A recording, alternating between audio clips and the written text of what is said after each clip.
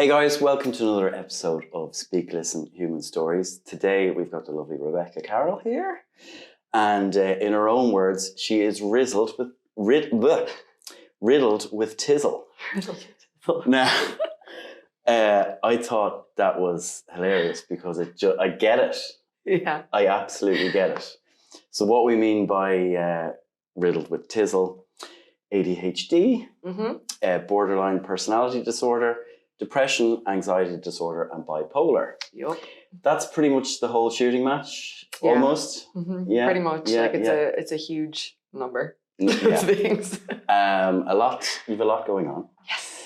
And obviously, with respect to people that have other neurodivergent things going on, this is what we're dealing with today. But there's a bit of overlap in everything. Yeah, 100%. And we're not going to concentrate on the labels. But anyway, thank you, Rebecca, for being with us and being so open. And please do like, subscribe, and comment, and email us if you'd like to share your story with us as well. So first of all, ADHD, BPD, depression, anxiety disorder, bipolar. Yes. Wowzers. I know. Yeah, congratulations. It was a tough pill to swallow. Which do you think affects you the most in a negative way? In a negative way. It's really tough. I would probably say the borderline personality disorder was my biggest one, because I think ADHD and BPD overlap a huge amount. So I think that's why I kind of have the diagnosis of both. But BPD apparently is actually brought on through childhood trauma, whereas you're born with ADHD. But I think also you have to be kind of born susceptible to that in a way too. But yeah, borderline personality disorder is a big one. It means I have very large emotions that are very difficult to control. And I didn't realize why I was like that for ages and ages and ages. I had no idea. I just couldn't figure out why I wasn't functioning the same as everybody else. And my doctor at one point told me that I've basically been in survival mode my whole life because I'm so on edge with how much I feel that I used to think I had a really bad memory and that I just can't remember anything. I don't really have memories of being in school, but it's because I was in fight or flight the entire time that I couldn't even take in details around me because I was just like on the edge. And forgive my my ignorance to this, but is borderline personality disorder sort of, not in a nutshell, but is that to do with reality and fiction, or is it more to do with, say, who you are in a moment? Probably more who I am in a moment. Yeah. But I'd say there probably is an element of fiction and reality. Yeah, because my reality was very different to everybody else's. So in a sense that probably is fiction. Yeah. But yeah, it's just very emotional, very on edge. It's brought on, the idea is rejection, and it's a fear of abandonment is a huge part of it. So to constantly, it's like a big people pleasing. If you get turned down or rejected, your whole world just shrinks up. You curl. I just used to spiral. I just couldn't understand why one person out of 100 would ruin my week, which is just crazy now to think of, but it's very real. But when you're in it, it's impossible real to see anything else. Yeah, it's just you're in a box and you can't see past that box. Yeah. So is there kind of one that is more a source versus others which may be a result of the source kind of ones? Does that make sense? I would say the BPD and the ADHD are the source, and then the depression and the anxiety come from that. They're products of the experience. Yeah. They did diagnose me with a very separate diagnosis of depression, but that was the one I actually got first. Yeah. So I was diagnosed with depression when I was 15, 14 maybe, and anxiety. Because I was riddled with anxiety. It was so bad.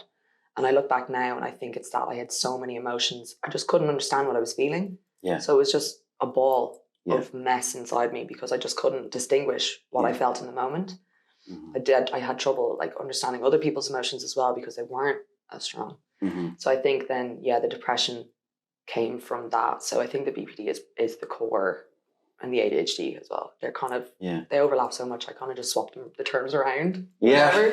If I'm honest, like. Well, it's not a tree, it's a bush of, spikes.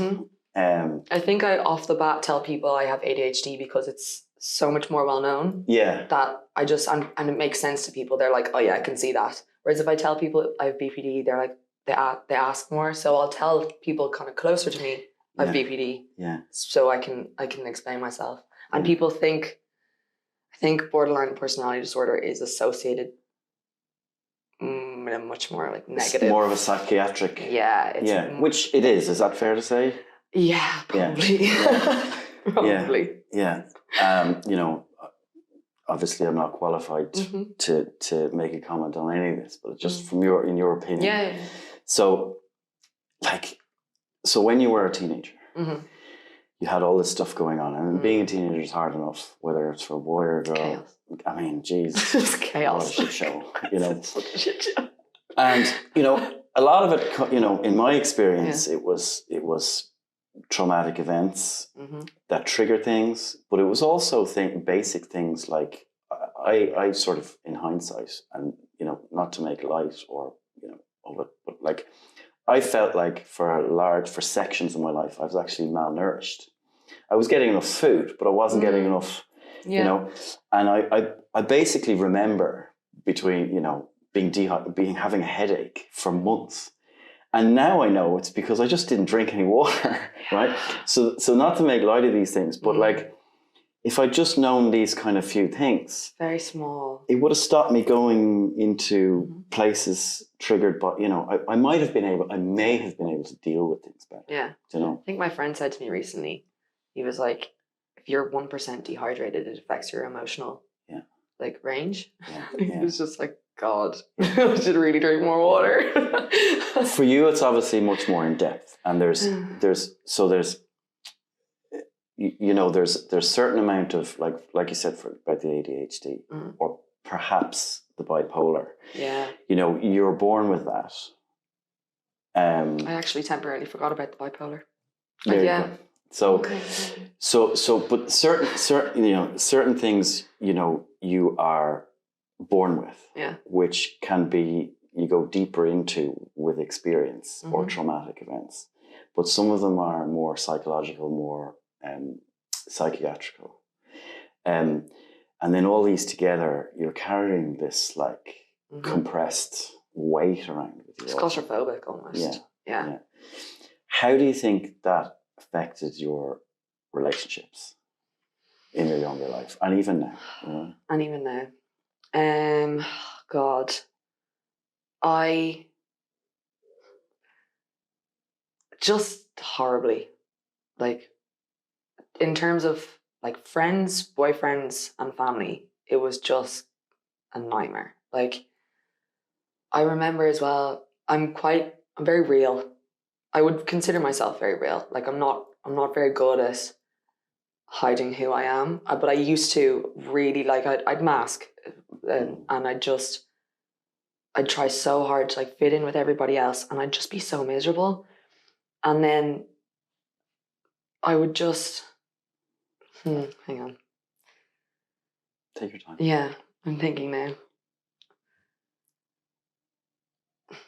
Yeah, in terms of friendships, I would give so much of myself into a friendship, and then when it wasn't reciprocated, or I realized that it wasn't mutually that strong of a connection, it would really throw me off, and I wouldn't quite understand why. And I think it's the same in relationships, but relationships with guys were much different for me then as well, because I was such a people pleaser. I would just give my all. And I think it probably stems back from my father-daughter relationship, that like it was much stronger, the need to please males and females.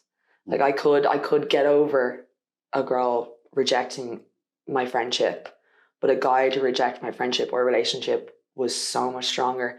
And even the fact that like I used to like date people or see people and not want to be with them. Like I did not want to be with them, but my inside was so different from my outside. So I'd push for a relationship, and like I would come on strong and be like, I want to be with you. But in my head go, no, I don't. Which makes no sense. Mm-hmm. It's completely irrational. And like, I look back and I'm like, God, I wonder if people just thought I was crazy. Maybe they did. Because I look back now and I'm like, I was tapped. I must have just been tapped. Like, so strong and so intense. But inside, knowing full well that wasn't who I was. It's not what I wanted. Mm-hmm. But I thought that that's what I should want. Mm. So even in my more recent ones, like I had to, even in one of my most recent relationships, I was just like, well, this is my husband now. We're going to get married. We're going to have kids. Like, I don't even think I want kids. Like, I honestly don't even think I want kids. But in my head, I'm like, no, that's what I have to do. But I have so much more to give before I do any of that. Mm. And it's only in the last year, I mean, I'm 26. So since turning 25, I've finally been able to go, oh my God, wake up. Like, wake up. Mm-hmm. But without beating yourself up. No, not at all. Yeah. Not at all. Yeah. Not even a little bit. No. And then, sorry. No, go on. So there was this need and want mm-hmm. that was only external. So that must have really hurt sometimes when it wasn't reciprocated. Yeah. Like, absolutely. Which then goes into triggers. A whole different thing. And those then, because when I was a teenager, those were the most important relationships in my life. Yeah. That I would completely neglect my family relationships, which were the only reason I'm still alive. So I'd go home and have no energy left. I had nothing left to give. I'd be miserable. Snappy. So angry. Snappy, so intense. And like as a teenager, that's what you are anyway. Yeah. And my mum just could not figure out like why I was so defensive and so angry. Mm-hmm. So angry all the time. No matter what she did. It was just like, just back off, because there's nothing else you can really do. Mm-hmm. I was doing my own thing. I was in my own world. She'd set like curfews. She'd not let me go places and stuff like that. And I was just like, nope. Mm-hmm. I was like, you're going to tell me what to do? No. Maybe even when they did back off and give you space as a different tact, that didn't work either. Because did that feel like a rejection in some way? Or? No, I think I would just then push it too far. So you like take the freedom and run with it. And I'd run with it. And then they'd have to really pull back because they were like, are you serious? Yeah, and like, call the guards. The guards would have to be called. Yeah. Oh. Maybe a little. Yeah. I definitely ran away a couple of times, like, because I just couldn't stand to be at home. I remember one time telling myself for like 2 years, I was like, I'm going to join the army. Yeah. I would not last a day in the army. I wouldn't stand a chance. Nor would it have been good for you. No, not at all. Not at all. It would have been a nightmare. So from then to now, mm-hmm. in that subject matter, what's changed? How do you manage these? How do you manage relationships, even whether it's buying a coffee or working across the desk from somebody, or dating, or your family? Yeah. Is it just the experience of what went wrong that you're now changing, or is there something awake in you now that feels different? I actually think a huge part to play was my medication. Mm-hmm. So I went into the hospital for a few months, into a psychiatric ward for 3 months, and I mean, I'd been on antidepressants from a teenager, mm-hmm. which I think I was on them for about 6 years. They did not suit me. Mm-hmm. It was a big mistake. I mean, they really did. They helped but in so many aspects made it worse. In the bigger picture. In the bigger picture, yeah, it made it worse. Like I couldn't stay awake for like 6 years. I was exhausted. I couldn't figure out why. So they kind of just numbed you down. Numbed me down, yeah. I lost a lot of my personality. So when I went into the hospital, they took me off those and tried something else. So I'm still on the mood stabilizers. And I think once my emotions calmed down, the world just became such a clear place. I could literally, I remember walking down the road and like, I didn't Google where to go, like Google Maps. I didn't Google Map where to go because I already knew. And in hindsight, it's such a small thing, but I could never have done that before because walking down the road, I'm literally like darting my eyes. Who's looking at me? Like, are they looking at me? Should I be looking at them? Look at those people walking past me, and I'd be freaking out, literally walking two meters down the road. So once that kind of died down, I was like, oh my God, I can actually see clearly now what I need to do. And then all the other parts of me that needed work suddenly came to light. So I was able to actually address each thing individually. Still am. It's not a process that's over at all. I've come really far, but I have a long way to go. So it's made things much clearer for me. I can actually, it's not so overwhelming. I get really bad, overwhelm and overstimulation. So once my emotions calm down, I actually realize I have a lot of sensory issues. So like touch, noise, taste, smell, it's all really quite heightened, which I didn't realize before because I'd break down. I'd have like an emotional episode before I was able to see any of these come up. So once that went down, then it was like, oh, I'm actually reaching the brink of my sensory overload, which is actually what it was in a sense as well. But I could never see that. And that's another product of one of the tizzles. One of the tizzles. Yeah, okay. So you have, I'm trying to compartmentalize, which it's a lot. So it's taken me years. So. Yeah. So there is mental stuff, there is emotional stuff, and like the sensory stuff, that's physical stuff. And that is a huge part of it too, which I had no idea about until about a year ago. So like I wear earplugs. I wear sunglasses. I was at Electric Picnic last year and I had my earplugs in and my sunglasses on at like midnight. And I reached a point where I'm so exhausted that I kind of go into like a survival thing. Because something's trying to, I give you an example. Like I was on an airplane. My girlfriend at the time was sitting next to me, and there was somebody scrolling TikTok or something, Reels, whatever, and they had the volume on full, maybe 2 or 3 seats behind. Now it's a noisy place. Like there's an airplane, there's hundreds of people, there's the whoosh, and I go and I listen to my earphones and music, just all good, and I could hear this stuff, and I swear to God, it ruined my day. I became so angry. You get really angry. So angry. So angry. And it really annoyed her. We were going on away for the weekend, and then she was like, "What is wrong with you? Like, just chill." And of course, it's like saying nobody in the history of like calms down. If somebody tells you to calm down, like that's the last thing. So I get the and it's then you're exhausted. It's so draining. It's like I think it's a part of the ADHD, that part. They told me that it's not that it's one noise, it's that you can't single in on one noise. So I also thought I had really bad hearing. Besides my really bad memory, I thought I was going deaf because when people talk to me, I couldn't hear what they were saying. But it's because I can't zone in on their volume. There's already too much noise. Every other noise. Like I'd be I can hear the person's pen 6 rows back and you're trying to talk to me. I can see your lips moving, but I cannot hear what you're saying. All you can hear is the pen. All I can hear is the pen. So I just couldn't. I went and got my ears checked like 3 times, and they're like, "There's nothing wrong with you, Becky. You have good hearing, like, very good hearing." But and then you have to say my name as well, because if I'm not looking at your lips, I don't know what you're saying either. If you look that way and try and speak to me, I cannot hear a word. It's bad. So there's mental, physical, emotional, and spiritual. We'll maybe come back to that in another podcast. Okay. It's too long.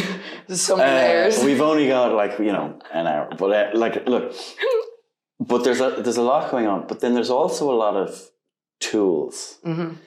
Yeah. That, like, once it's alluded to you or a person or me that, like, the person scrolling on their phone 3 seats behind me in an airplane, why does that make you so mad? It's like, well, it was all I could focus on. Yeah. And it was invading my space. Mm-hmm. And I was trying to so my ADHD type symptoms is that I find it difficult to regulate my emotions. Mm-hmm. There's something triggering those emotions in the first place. And his phone, this guy's phone, the noise was invading my regulation. Yeah. So therefore I wasn't able to regulate. So I got angry. But there's so many tools but once I realized why I was being triggered, I'm able to adapt. Yeah. And you're able to adapt and stuff like this. Now there's so much on the table to adapt to. Yeah. So we need some help. Just a little. Would you be an advocate of therapy? Yes. Mm-hmm. So obviously there's a lot of different kinds of therapy as well. I've tried multiple. Mm-hmm. I started my therapy journey at 14. Mm-hmm. I hated it. I absolutely hated it. But I was an angry teenager, so you hate everything. But yeah, obviously, and my mum brought me as well. So I was like, "How dare you bring me here, trying to help me?" Oh my god, ridiculous. But I only really started to appreciate it when I went to Pieta when I was 18. So they do like it's like free 6 weeks, and then you can extend it to 12 weeks depending on your situation. So I think I actually did the 12 weeks, and it was the first time that I loved who I was talking to. And then I realized, of course, it makes sense that you have to get on with the person you're telling these things to. So the fact that she was a little younger as well made a huge thing. Like, I felt like she could understand what I was talking to, whereas ones previous, like, they were a lot older than me. I didn't feel like I couldn't level with them because I was also too young. The resonance is just not there yet. It's not there. So I absolutely think therapy was a huge advantage, but it also then comes to a point where you're dwelling. So when I started, but you know when that happens. Mm-hmm. So like I was going to therapy, I went in and out. I did occupational therapy as well. Mm-hmm. I mean, I hated that, if I'm honest. That was not suited to me. I thought it was a nightmare. She just kept telling me to exercise, and I was like, no, I need to exercise, like, stop. And she was just like, you need to do this, and it's all exercise. I was like, you are killing me here, like, give me something else. Mm-hmm. But that's beside the point. That's irrelevant right now. But then it did reach a point then where it felt like I was going back and talking these things over and over and over again, and it would keep bringing it up, and it was weekly. And in between my sessions, I could let it go, and I felt better. Mm. And then I'd start talking about it again, and it would take me a few days to come down. And it actually did. I reached a point where I knew that I needed to move on. Mm. I didn't want to keep talking about all these things because I actually think I've healed from them. Mm. And I've reached now a good place where I can rationalize that myself. I didn't need to talk it out. So I think it's something that you need to dip in and out of. I don't think you need to consistently do it, for me personally. Mm-hmm. I think I could probably, I haven't been in over a year. I could probably go back now. Mm-hmm. And it's more like to discuss my year almost. Like it's like a summary so that I can go through my year and work it out loud with someone, even though they don't give you an opinion or a bias or anything. You're literally just bouncing off them. You could do it with a wall, but it's not quite the same. I've tried. It doesn't work the same. I get it totally. So for me, like at one particular tough patch, there was a person close to me, and they sort of identified themselves in this interaction as an empath. Mm-hmm. And, meaning I know how you feel, I understand, and everything. I was like, well, that's actually no good to me because thank you. It's so nice to hear. It's lovely that you care and share your experience, but actually because of my stuff, because of my tizzles, my emotional intelligence is way up. Yeah. It's very high. More than the empath in this situation. However, my regulation of that intelligence is what's lacking. Yeah. And if a person is telling me they understand and they know how I feel, but are not offering me any nuggets of tools to help me with, I always found that was another trigger for me. Yeah. So my point is that I think it's really, when you can agree or disagree, is to find the right type of therapy at the right time for the right part of the journey. Would you think? So actually, I ended up doing, as you've just reminded me, that when I left the hospital, you need to kind of go into aftercare, and they don't just. Good luck. See you later. I mean, sometimes they do. Like they kind of do in a way, but I ended up doing. It's called the Eden program, and it's in town, and it's a 6-month course. So I went every Thursday from 10 till 1, for 6 months, and you have to commit, and like it's not group therapy, because like you're in a circle with these people and you are talking about things, but you don't dive into your own personal experiences. You're just there to learn. So each day had a different topic. So like one of them was boundaries or anger, resentment, like you go into things like that, or therapy, stuff like that. So each time you'd go in, you'd sit down, like I'd take notes, and they'd have speakers in. I mean, at some point we do arts and crafts to do different things, and like I think it's just to sit with very like-minded people going through really difficult experiences. Like everyone in there was very vulnerable, and that's why it was a thing that you go in and you promise and you make that commitment that you're still going to be there in 6 months to finish this through. So that was a condition of going in, and that also meant you had to be in therapy at the same time. So they coordinated the two, and it was brilliant. It's a game changer. Yeah, it was. I was really unsure of it at the start. Really difficult as well to commit at that point, because you can't even really see a future for you in 6 months. Well, just walking down the street is so difficult. Yeah. So I had to drive from Wicklow into town, park my car in town. Oh my God. Yeah. Yeah. Park my car in town and then walk from my car into this place. It was a community centre, and you had to go up the stairs, up another stairs, and there was like classes of all these other people going in. And it's such a simple task for so many people, but walking into that building, and I was just like, do they know why I'm here? Do they know what's going on? Can they see that I'm in distress? And it was just completely, I mean, I say ridiculous. It's not ridiculous at all.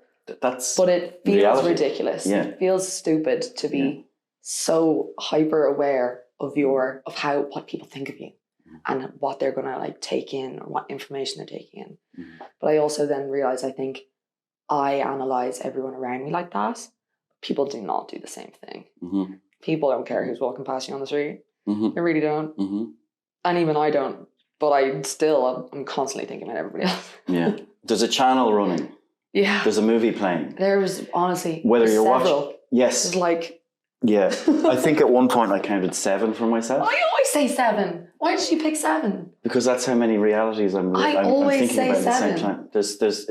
They're like dimensions. Yeah. So like breathing is breathing and breathing and walking is 1. So she's 1. And then on the other end of the scale, you've got like this sort of fantasy world with different characters, with voices, and God, I'm really stitching myself up here. Thank you for that. I wasn't going to bring any of this in. But on the other end of the scale, there is,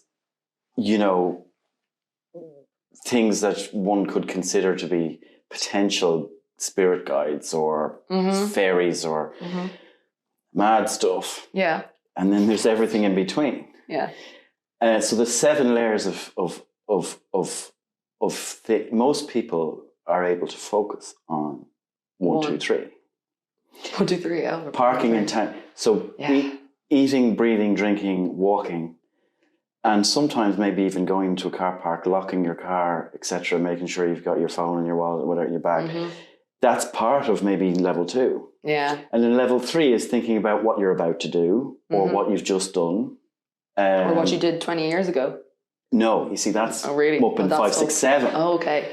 Yeah. And you might link what you're doing now with a memory of 20 years ago. Yeah, okay. There we go. And then you're pulling it. But then there's all this fantastical stuff that doesn't make any sense.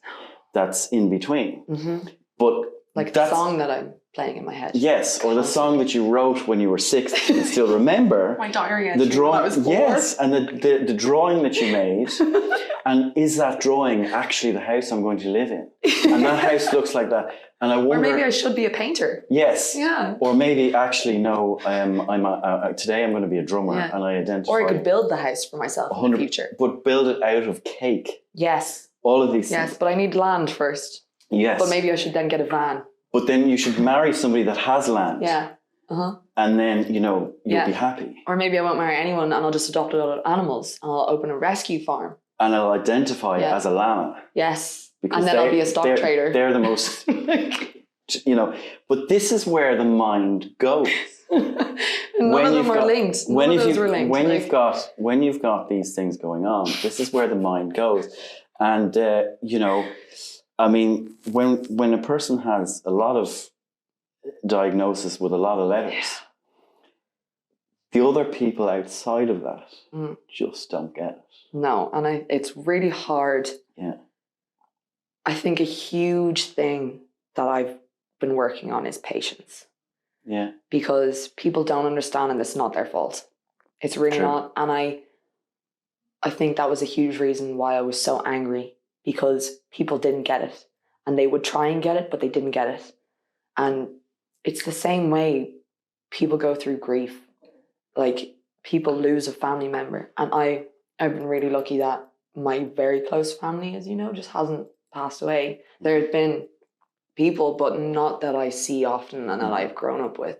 So I actually don't understand what that's like. I will one day, and I'm dreading it. I'm absolutely dreading it. But it's the same thing that they didn't understand my grief, but it's just not their fault. So now you were saying that when people try and relate to you, it can be a trigger. I just wait. I take breaths, and I have to tell myself, I'm like, listen to what they're saying. They don't fully get, but maybe they do have one thing in the 20 things that they're saying to me that might actually work for me. So I just have to be very patient, and I think that's made a huge difference. Do you think any of this, all of the letters, all of the tizzle, has given you any superpowers? Well, dancing obviously is a big one. Although I don't know if my friends would agree with that, but you never know. It doesn't matter. They like to watch it. I know they like to watch me dance. I don't know if that's a good or a bad thing though. It's good.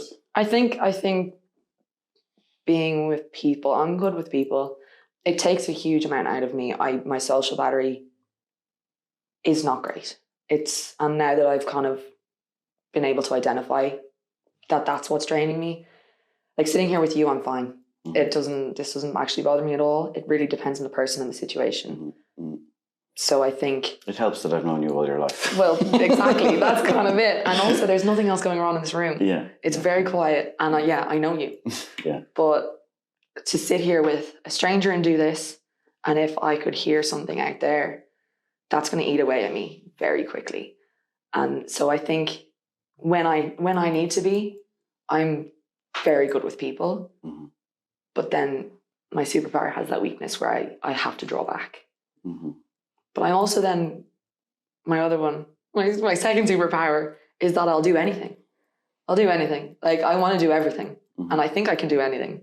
I'm like my mom that way, that like, you tell me, okay, you should do this. I'm like, okay, I can do that. Why couldn't I do that? Like, load it on. I can draw, I can paint, I can run a marathon. I can't run a marathon. But if you told me to run a marathon in 6 months, I'd be like, I'd give it a go. I would give it a go. So, in other words, would you say that your superpower is being compassionately creative? Yeah. There's no limit to what you can do. But I do think I need to be pushed in that direction as well. Yeah. My self-motivation for that is... Pushed or guided? Which would work better for you, do you think? I mean, probably guided, but yeah, okay, probably guided and not pushed. Mm-hmm. I do think occasionally I do need a bit of a kick where it's like, come on, get your shit together. Yeah. I don't think I need that often. It's tough love, and I don't think it works always with me very well because I'm incredibly sensitive. So then I just kind of spiral a little bit. But there are definitely moments where it's like, okay, I need that push to kind of make use of my superpower. But like it's a beautiful thing because we the neurodivergent have this incredible energy that gets drained with the crap. Yeah. But if we kept it all in the jug, and poured it over the world, like it is a beautiful thing. Do you know, isn't it? I do wonder that. I'm like, it's not in a cocky or annoyingly arrogant way, but I'm like, if there was more of me, I feel like the world could be good. Because I do think I have really pure intentions. Yeah. But obviously, that's what you think. And then maybe if there was loads of me, it'd be chaos. It might be a nightmare. You just never know. But I do think the creative... It's about balance. Sensitive, exactly. Yeah. We have a huge part to play in the world. Yeah. Because I do care so much about everything and about everyone in positive and negative ways. Yeah. I care too much to my detriment, but I care enough that, I don't even know. I don't even know what I'm saying. No, you do. You do. Yeah. Like it's positively or negatively, from what I'm hearing from you, is that you want to give. Yeah. You want to love. Yeah. You're compassionate, caring, creative. Yeah.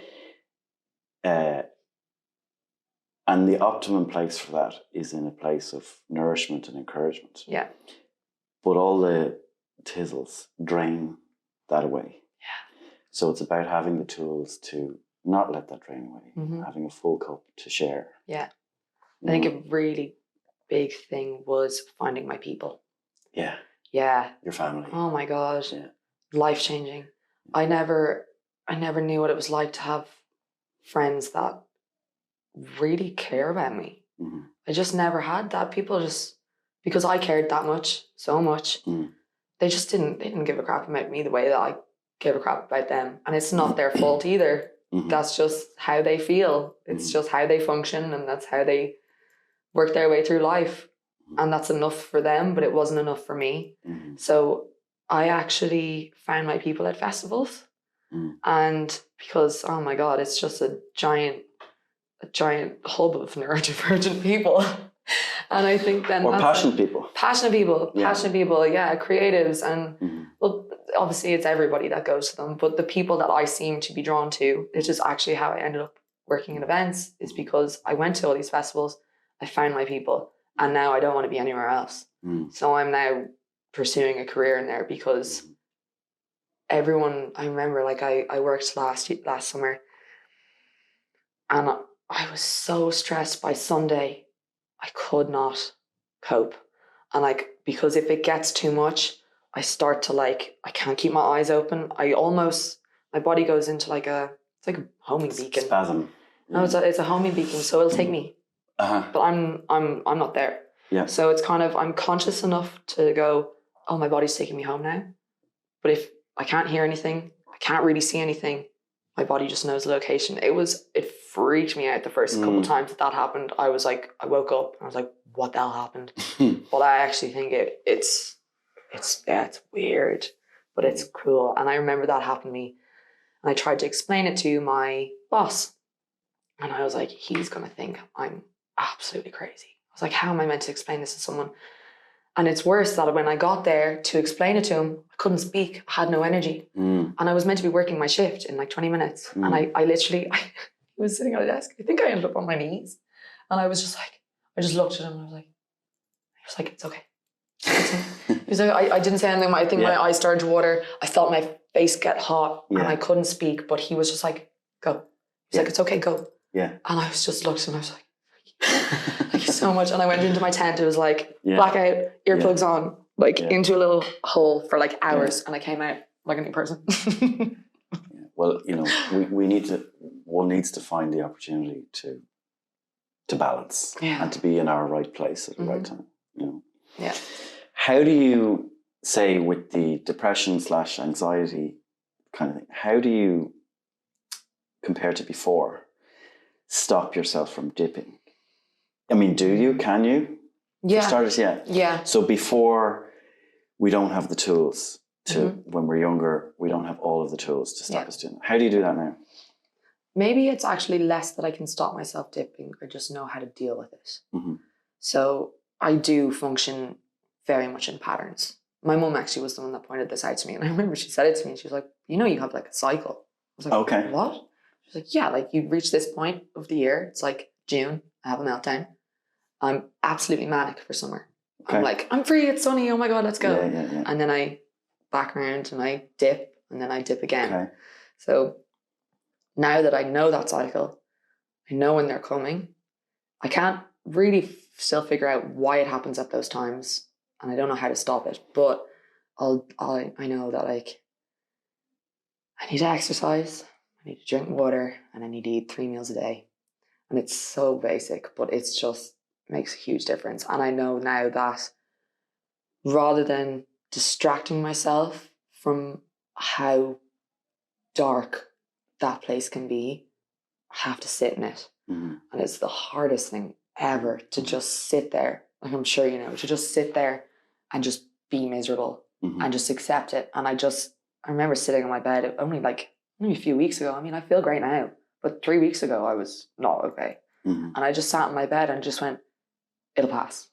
It will pass. Like it always passes. I've been through this hundreds of times already. So I know what this is. I know that it will end. I just have to figure out how to keep functioning. So I think when it reaches that point, that's how basic those things need to be. It's 8 hours sleep. Oh my God, 8 hours sleep, meals and water. And that's hard. It's so hard. It's so hard. And that was what in the hospital they were really trying to show us, I think, is that we had like a full routine where it's like first thing in the morning you have breakfast, then you have lunch at 1 and you have dinner at 5. And that they would wake us up and they would bring us to those meals because everyone would just stay in bed because we were all miserable. But it was like they would just keep going and you'd be so sick of them and you'd be so full because the meals were massive. But they were like, you need to keep doing this. And I couldn't understand it at the time. But then when I left, I had this very solid routine built that just made the world of difference. You know, the way we were talking about the mental stuff, the emotional stuff, the physical stuff. Do you think the cycles that your mum identified is part of the spiritual? Like you know, I don't want to say, you know, I don't want to get into like astrological, you know, but is it like the cycles seem to allude to me? I'm not necessarily about you, but just when you were talking about it, I was thinking about the ups and downs that are more long-term or medium-term within a year, the patterns, the imprints on, say, a calendar, seem to be a lot to do with not astrology per se, but happenings on a sort of a thing. I really change with the seasons. Like, which is up, for me, it's up in the 4, 5, 7, like 4th, 5th, 6th layer. Do you know what I mean? So all of the tizzles affect these 4 bodies that are within us, the mental, you know. Would you agree with that, do you think? Yeah, I would. On a basic level. On a basic level, I definitely have. I've thought about everything. I've analysed every possibility and morsel of life. Trying to figure all this out. And death. And death, exactly. And I do think I'm very connected to nature. Like I'm a being. I always say that I would be the perfect primal woman because I'm not designed. I don't think I'm designed for this world. It's too much. We're inside too often. There's too much technology for me. I don't think I don't think anyone really is designed for this. But it does, I think, affect me more. So when during the summer, I'm out and I'm in nature and I'm a completely different person than to who I am in winter when I'm not outdoors. And I think that's a huge part of my spiritual is that if I'm able to connect with nature and be outside. The grounding. Yeah. I like literally and sit on the ground. And the cleansing. And the cleansing. Like I'm mad for moss. I'm mad for moss. Mad for moss, yeah. Absolutely. If you ask any of my friends, I'm always banging on about moss. That's your band name. Oh my God. Yeah. I'm going to do a band. I'm going to start a band. And I'll go. I have very specific places around where I live that I know where the moss is good. And I will go and I will sit in the moss and I will lie in the moss. And I'm literally like flat out on my back. And that, you can feel it go through you. Like I can feel the energy pour through me. And that's healing. Yes, 100% healing. And it gets rid of it disperses the noise. Yeah, it disperses my energy is what it feels like to me, is that when I'm there, the energy is coming through me, but my energy is also then flowing out elsewhere. Yeah. And I think so many people don't get that, or they can't feel it. But because I'm so overly aware of everything, I personally feel like I can feel that happening. So for me, that, like, how can I not? Yeah, I don't know. You've said it. Yeah. You've said it. It just makes such a difference. All these things are so important. If you cast your mind back to, if you cast your heart back to when you were a teenager. Yeah. And your peers, your friends, your family around you, when you were going through the first stage of all this stuff, what would you say to somebody who is 13, 14, whatever, and their parents and their friends are just going, oh, like, we don't know what to do. Everything we try. Yeah. What would you say to the parents or the families or the loved ones of that person to help that person if it seems impossible and there's too much? Yeah. Honestly, it's, I think, so dependent on each person. I know I must have been just the most difficult person to approach at that age. Gently, really gently, really carefully, because when you're like that as well, you get so defensive. So, and it's impossible not to be defensive when you feel like you feel like the world's against you, and you feel like any kind of help is they're coming at you and they're telling you that you're wrong or that there's something wrong, and you're like, there's nothing wrong. Even though you it's know another attack. Everything is an attack. Yeah. Even the smallest of things is an attack when you're like that. Would you like some dinner? Yeah. What do you mean? You're calling me fat? Are you calling me skinny? Like, what's the deal? I don't want that. Are you saying I can't make my own food? Yeah. It's like, no, I can't make my own food at that point. And it's just being able to accept that help. But I think, that's it. You just keep going. Be gentle. You have, like, I know my mom said that she was very specific in the words that she used with me to make it not seem threatening. And I pushed her away until I was about 22. It was only COVID that forced us to be together in a house that made me go, God, I'm so stupid. Another part of the journey. Yeah. But because she was so consistently there and so persistent with wanting to help me, I always knew that I could go to her. And she's been a huge part. Now I'll cry. I always cry when I talk about her because it's been so many times that I've reached a point where I'm just like off the rails. I'm like really off the rails in any way. And I just reach a point where I'm spiraling and I have really bad panic attacks. I call her, it's happened to me 3 times maybe throughout the years where I call her at 6 a.m. and I go, like, help. And she's just like, okay. And she just gets in the car and drives to me and takes me home. Like I lived alone for a while, and she just 6 a.m. I called her. I was like, all I said was help me. She came and got me, packed my bag for me, and just took me home. And after 3 days, I already felt better because, and she's just like, and I go to her, I'm like, maybe I'm not crazy. And she's like, Becca, I know you're not crazy. So I think maybe just stay here for a while and we'll figure it out. So it's not even that she says anything. I can talk to her now. I found it really hard to talk to her for years. Really, like, I still do, but she doesn't understand it at all. She keeps asking me, she's like, why do you get so shaky when I talk to you? It's adrenaline. I get really bad adrenaline when I'm speaking to her about how I feel. I don't know why there's that block. But because she's just always there to listen. And I think that was something big for her, is that I'm not looking for her to say much. I just need her to listen. Because when I was in those dark places, the same thing, it would trigger me. You don't know what you don't know what I'm feeling. So stop trying to give me advice. Stop trying to tell me how to help. Stop trying to tell me to do these things. Even though she's right. She's making perfect sense. But it's not what I needed. I just needed to be able to vent almost. And through venting, same as therapy, like through venting, then you come to your own conclusions and you kind of figure it out yourself. And I don't think people can't tell you what to do. You have to figure it out alone. So giving a person the space to just be miserable, be who they are in that moment, whatever emotion it is the best approach. Just the presence. So. Would you say the presence of that caring? Just I'm here. You can feel it. You know it's there. Yeah. And I look at friends of mine that didn't have that and still don't have that, and I think I'm incredibly lucky. Yeah. Because that was my splitting difference. If I didn't have that, I wouldn't be well now. I'd probably be worse. And I see that in people that I know and love, that they haven't. I've managed to really pull myself from the grave. And it's down to that. It's that she was just there. She just existed in my life. It says so much.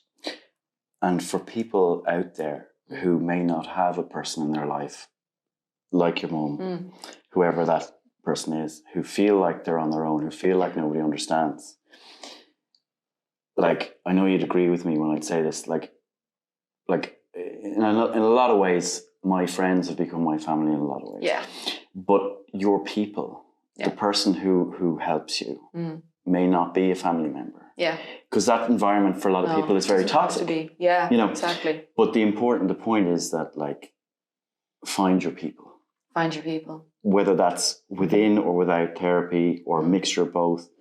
But there are people like you out there. There's so many of us. Yeah. There's so many of us. Like, we're literally everywhere. You walk down the road and probably 50% of the people you walk past are in the exact same position. Not exact same, but you feel that same way. Yeah. And when you feel like that, it's so hard to reach out and make that first step. Yeah. But I've found that by taking the first step, you build momentum. So what actually keeps me going now is fear of going backwards, which is maybe not the best thing. Well, if it's healthy for you. It's healthy for me that I'm so scared of ending regressing back where I was that I'll keep moving forward, because I'm much more scared of my past than I am of my future. And I used to be more scared of my future. Stop. What? Oh. Jeez. Was that too deep? Wow. Sorry. So, there's a song in there, definitely. Is there? You're much more scared of your past than my future. Yeah. I'll I'll write a song for you if you want. I'll perform it on the podcast. It'll be really good. Yeah, it'll be really good. Na, na, na, na, na. Oh my goodness. My goodness me. So last question. Going back to the early days, the dark days. Yeah. Being that young girl or somebody else, feeling all of these things, feeling far too much. Yeah. Receiving far too much, overstimulus, whatever the tizzle is. If you don't have that support around you, what do you think is the first step? Or even if it was like a thought, is it consistency? Yeah. Is it regulation? What do you think? I think definitely don't undermine the small things like sleeping, eating, drinking water. Setting boundaries is huge as well. Yeah. I mean, all these things, for the average person, maybe it just sounds so obvious. And I keep saying that, but it's true. And I think learning to set boundaries is it changes everything. And now that I'm setting boundaries, I feel so much lighter because I'm not giving myself to everything that I don't even want to do. So it's just literally the simple things like, do you want to go out this weekend? No. I don't want to go out this weekend. But I always say yes. But allowing yourself to make the change, to change your mind. To be okay in yourself, because it's not about, I used to always think if I didn't go out on the weekend, they'd forget who I was. They'd forget about me. So I'd force myself out. But it wasn't about them, it was about me not wanting to be forgotten. And I think by setting a boundary within yourself of that, I need to be okay with being forgotten. Like I have to, that's my boundary. Letting it go. Setting that boundary. And the same thing, even for small stuff, like, I mean, being offered food that you don't want, I would say yes, always. And I'd be so full. I'd be so full, but it's so silly to think about it. But like, do you want this? Okay, yeah. Like, no, I don't want it. Just say no. I don't, and it's not that big a deal, but it's okay. Yeah. And it's a little tiny boundary. Like, that's a very in present moment physical boundary. There's obviously emotional boundaries too that you set. But yeah, like not allowing, someone called me a bitch as a joke recently. Someone I didn't know, a guy I didn't know. And in years previous, I would have pretended to laugh and gone, yeah, I am. And I literally turned around and was like, don't call me that. And he looked a little like, he was like, what? I was like, don't call me that. He's like, oh, I'm joking. I was like, I don't care. It's like, don't call me that. And he was like, no. And he kept trying to explain that it was a joke and he didn't mean it. And I was like, I don't care. I was like, I understand. I do genuinely, like, I understand that it was a joke. I know you didn't mean it, but don't call me that. And that made me feel really good. I felt really good about myself because I was like, damn, girl, don't call me that. Like, why would you call me that? So, about looking after your basic needs. Basic needs. Number one. Yeah. So, if we're talking about somebody who's on the beginning of this journey. Yeah. Sorry, I squirrel so much. And it can be, later life for a lot of people. They could have a seemingly normal, regular life for decades, and then be kind of a few twists and turns can happen, and they find themselves in a place of confusion. Yeah. And, so anyway, we're not just talking about young people here, but so basic needs and then setting boundaries. Yeah. And then being true to yourself. Be true to yourself. Really being true to yourself. But it also accepting compassion and help from the right places. Yeah. Being vulnerable. So hard, but being vulnerable is harder than being not vulnerable. Pretending to be strong. Yeah. And I think, if anything, that's a weakness. To pretend to be strong is a weakness because you're not being strong. To be vulnerable is to be strong. And it's so much harder. That's why it's so much harder. That's why you're stronger, because you're able to then show yourself and show your emotion. Yeah. And that is strong. To hide away behind something that you're not is more, in my opinion, cowardly. And it's really sad. And I don't like to say that because nobody is a coward. Nobody's a coward for doing that, because I spent years doing that. Like, you're not a coward. Yeah. But it is the strong, if you can build up your strength, then you are your authentic self. And it's much harder. So, I think you've done amazingly well, and your elegance and the way you're able to explain yourself is amazing. Is it okay? It's okay. So, Rebecca Carroll, everyone. ADHD, BPD, depression, anxiety disorder, bipolar. We would have no idea. So be kind. Great at masking it. Like, I'm a fantastic masker. Be kind to the people around you. Yes. Don't be beeping at people in traffic or getting upset at people that take too long at the grocery queue. Don't even get me started. You never know. So we hope that you've got something from this. Thank you again, Rebecca. Yeah, thanks for having me. And please subscribe, share, comment. And if you would like to share your story, get in touch. Email addresses below. I think we'll also put down, if you want to give us some recommendations for organizations that can help people in this Yeah. way. So we'll do that Many. after. These will be in the description. Yeah. And thank you very much for watching. More videos coming soon.